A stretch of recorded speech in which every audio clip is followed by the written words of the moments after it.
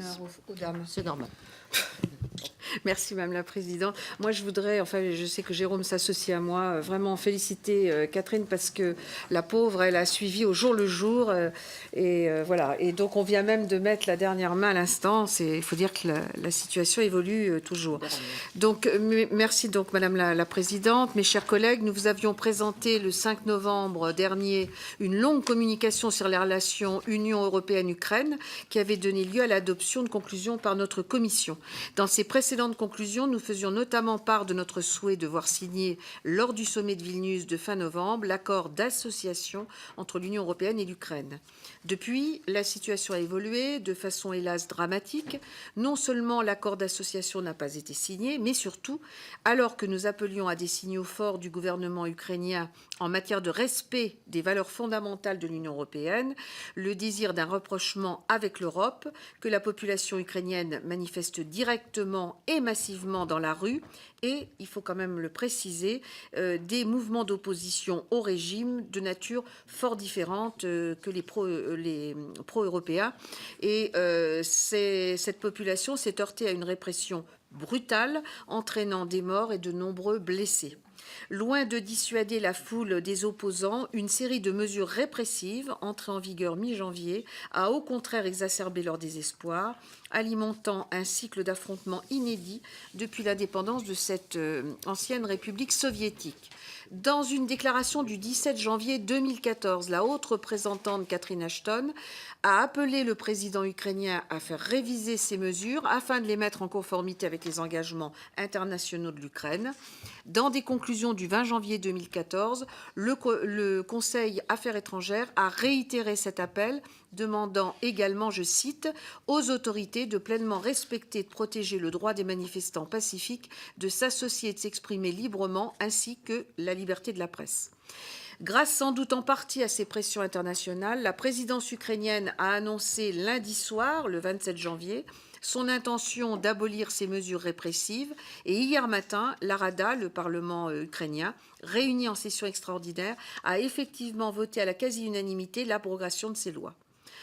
Néanmoins, la lumière ne semble toujours pas faite sur les allégations de disparition suspectes et l'opposition a réclamé l'amnistie pour tous les manifestants emprisonnés, ainsi que la poursuite des responsables des violences policières. Alors face à cette actualité, notre commission des affaires européennes ne peut rester indifférente. C'est pourquoi notre présidente, Danielle Auroi, a estimé, et nous avec elle, qu'il convenait d'évoquer à nouveau en urgence le sujet de l'Ukraine. Alors plus précisément se pose aujourd'hui la question de la réaction que nous pouvons avoir au regard des événements en cours et au-delà des témoignages de sympathie ou de soutien au peuple ukrainien, au-delà des préoccupations devant les graves dérives du régime du président Viktor Yanukovych que nous devons bien entendu exprimer.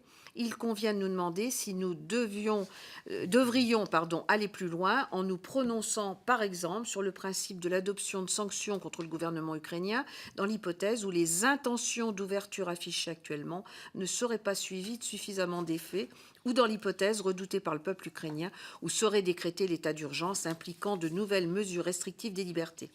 Alors cette question est agitée depuis quelques jours dans plusieurs capitales européennes, mais la réponse n'est pas aisée.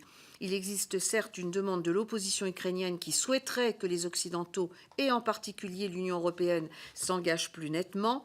Les États-Unis, en riposte aux violences du 22 janvier qui ont fait 5 morts, ont déjà répondu par des restrictions de visa à l'encontre d'officiels ukrainiens et par des menaces de nouvelles sanctions.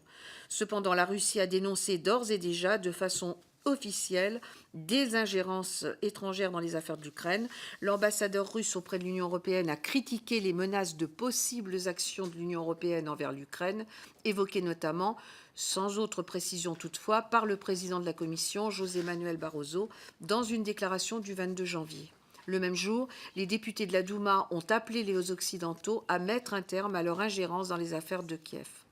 Certains États ou certains élus européens sont plus ouverts que d'autres à l'idée de sanctions, mais elle est à ce stade encore loin de faire l'unanimité au sein de l'Union européenne.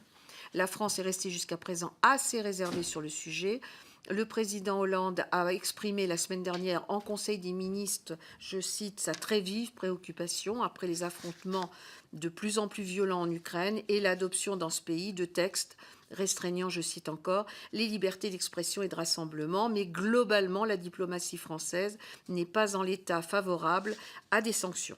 Il nous semble également à nous, rapporteurs, que l'arme des sanctions serait à double tranchant. Si l'Union européenne prend des sanctions économiques, ce ne seront pas le gouvernement ukrainien ni le responsable des violences qui en souffriront le plus, mais les citoyens ukrainiens. D'autre part, le risque est grand alors de pousser encore plus l'Ukraine, pour des raisons purement économiques, vers la Russie. Alors que malgré l'échec de Vilnius, l'Union européenne lui tend encore la main pour la signature de l'accord d'association. Et à ce stade, je passe la parole